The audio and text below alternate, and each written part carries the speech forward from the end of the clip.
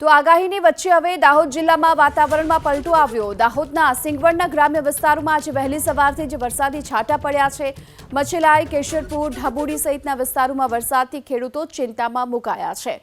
તો ઓફશોર ટ્રફના કારણે હાલ તો રાજ્યમાં જે વરસાદી વાતાવરણની સિસ્ટમ સક્રિય બની છે અને આગાહીની વચ્ચે દાહોદ જિલ્લામાં વાતાવરણમાં પલટા બાદ સિંગવડના ગ્રામ્ય વિસ્તારોમાં વહેલી સવારે વરસાદી છાંટા પણ પડ્યા। તો વરસાદી છાંટાના કારણે હાલ ખેડૂતોની ચિંતા પણ વધી છે। ત્યારે સિંગવડના મોચલાઈ સહિતના અનેક વિસ્તારોમાં વરસાદી છાંટા પડ્યા છે।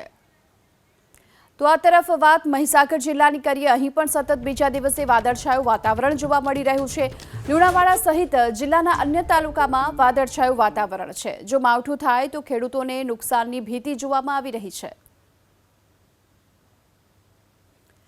લુણાવાડા સહિતના જિલ્લાના અન્ય તાલુકામાં હાલ વાદળછાયું વાતાવરણ છે અને એવામાં આકાશમાં વાદળો ઘેરાતા ખેડૂતોની ચિંતામાં વધારો થયો છે।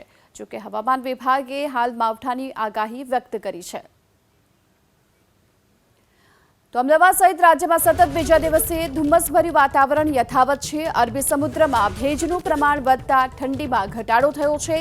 વેસ્ટર્ન ડિસ્ટર્બન્સની અસરના કારણે જ બીજા દિવસે ધુમ્મસની ચાદર છવાઈ। બનાસકાંઠા જિલ્લામાં પણ આજે વહેલી સવારે ધુમ્મસભર્યું વાતાવરણ જોવા મળ્યું। ધુમ્મસના કારણે વાહનોની વિઝિબિલિટીમાં ઘટાડો થયો હતો। માવઠાની આગાહી વચ્ચે જોકે ધુમ્મસભર્યા વાતાવરણથી ખેડૂતોના જીવ તાળવે ચોંટ્યા છે। ધુમ્મસના કારણે વિઝિબિલિટીમાં ઘટાડો થતાં વાહનોની ગતિ પણ ધીમી પડી છે। અમદાવાદ શહેરમાં વહેલી સવારથી જ ધુમ્મસભર્યું વાતાવરણ જોવા મળી રહ્યું છે। ધુમ્મસે જાણે સફેદ ચાદર ઓઢી હોય તેવા દ્રશ્ય છે તે સામે આવી રહ્યા છે। અત્યારે અમે લોકો છે અમદાવાદના એસજી હાઈવે ઉપર, જો કે આજે અમદાવાદમાં વાદળો પણ જોવા મળી રહ્યા છે।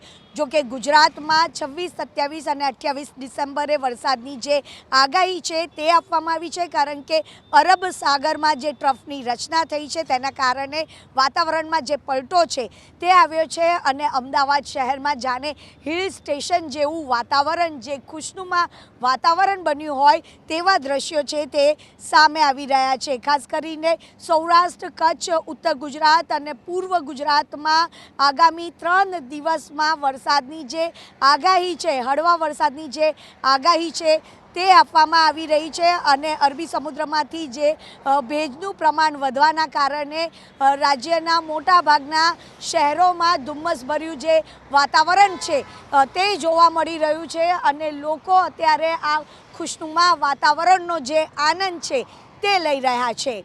કેમેરામેન સંજય જાદવ સાથે રાજલ બારોટ, ABP અસ્મિતા, અમદાવાદ।